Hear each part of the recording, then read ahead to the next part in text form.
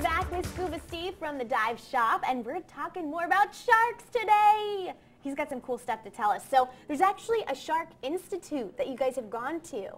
Yeah, down in Bimini. It's a shark research institute. They've been working with the lemon shark in particular. And what's a lemon shark? It's just a smaller species of shark. They're kind of a real light skin, kind of brownish or yellowish skin. So Okay. they got nicknamed a lemon shark. But they've been studying the shark extensively for years at the Shark Institute down there. And they're trying to learn about its habitat, its range. They've tagged a lot of them, released them. And around Bimini is the #1 breeding ground for the lemon shark in the mangroves and the shallows out from the island there. And so they've been doing a lot of research down there with the sharks, and they've had a big battle going on with the development on Bimini because they were taking away and destroying a lot of the mangroves where they were their breeding habitats for the lemon shark.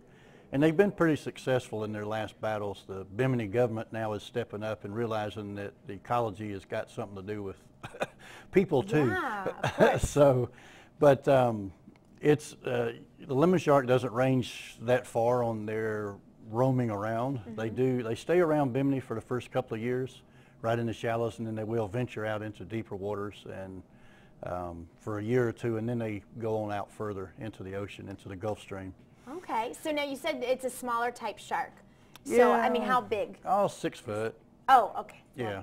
No. But yeah, that's smaller. But at the institute where they do, it's real educational. It's free to go in and look at the institute and talk to it's usually a bunch of undergraduate or graduate students actually working on their master's or doctorate degrees in marine biology, and they'll take you out into one of the shallows there. They have a pen, which is just some nets set up, and they'll have some younger ones they're studying before they tag and release, and the ones that are birthed in that area.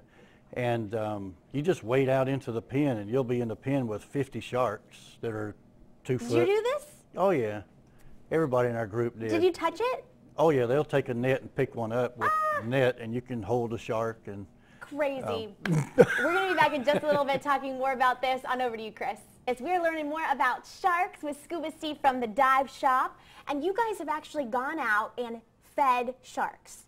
Yeah, we most of the time it's in the Bahamas or anywhere in the Caribbean they will do this, but mostly in the Bahamas because believe it or not, most of the Caribbean islands really don't have a lot of shark population. I've been to, say, St. Lucia, and they've not seen a shark in 5 years. Is there a reason? Just there's so much good food out in the I guess the deep water. Because you guys are feeding them in the other Yeah, we're places. feeding them in the Bahamas. But in the Bahamas, it's not illegal to have a shark feed. So a lot of times on the liveaboard, where you live on board the boat, you just go eat, sleep, and dive, which is one of the best ways to go see the ocean. They'll collect, or they will catch off the back of the boat. We'll fish during moving from one site to the other. We'll catch fish, and then we'll go out and put them on a big, like, giant popsicle stick and go down, and everybody usually just gathers around in a huddle. But on this picture right here, just showing that you see the fin of one diver in the foreground there, and that's a reef shark, and you see a couple of divers behind it. So, you know, we're just about as big as a shark is in the water, and we've got this big old giant silver tank on our back. So actually we look a little ominous to a shark. Really? We're not in their food chain. They're used to eating smaller fish, which is what we feed them when we do a shark feed.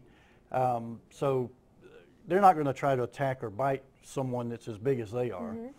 But usually, I know Captain Ron at the shop, he worked for cruise or liveaboards in the Bahamas for about 5.5 years and never saw a shark accident, and they fed them every week. That's wild. So, you know, this is a typical reef shark, but they come up to what we used to, if they have them frozen fish on a stick or a chumsicle, and they just start, we usually have them frozen so they can go and, you don't want fresh fish on there because they 1 or 2 bites and they're gone. So if they're frozen, they'll usually stay there. Yeah, they got to bite on it a little bit, and it gives all the sharks in the area. And usually there'll be from 12 to 18 sharks in the area feeding. And of course you have all the other smaller fish, the jack and the grouper and all that around that are also feeding on the little pieces that they break off. And as we were here the last segment, you know, I showed you the little shark teeth. We go after we have the feeding and go back and pick up the little shark's teeth that So, you know, you saw the size of the shark's teeth that we had last week. That is about a 5 or 6 foot shark. That's how big the shark teeth is. But they grow in typical rows. So as a tooth on the outside gets broken off, they just keep folding out. Sure. And new teeth come back out. And they just keep regenerating their teeth their whole life. Well, that's good that they have that, so they don't go around missing all their Right. teeth. That's good. Okay, so Shark Week, you know, they show they show some pretty scary stuff, and everybody gets all hyped up and worried about going in the ocean. So what you're telling me, though, seems completely contradictory to what we see on Shark Week. How does that happen? Yeah, generally, well, sharks, we're not in their food chain. Like I say, even if most of the shark attacks, really bites, happen in shallow water. Shark misplaces or mistakes someone for a flashing arm or something in the surf, usually where their vision is obscured by the surf and the rolling waves, and they just take a bite. But we don't taste like anything in their food chain, and they turn it loose. You don't hear of people down in Panama City or on the coast getting a bite by a shark and then the shark just continuing to eat. They bite because it's a mistaken identity. It just depends on how serious that one bite might have been. There you go. Well, if you guys have any more questions about sharks or scuba diving, you can go see them at the dive shop. And again, we appreciate you coming on, and we're going to be learning more about sharks and things like that to come in the weeks when we see Scuba Steve. So thank you so much for being on today. Again, the dive shop.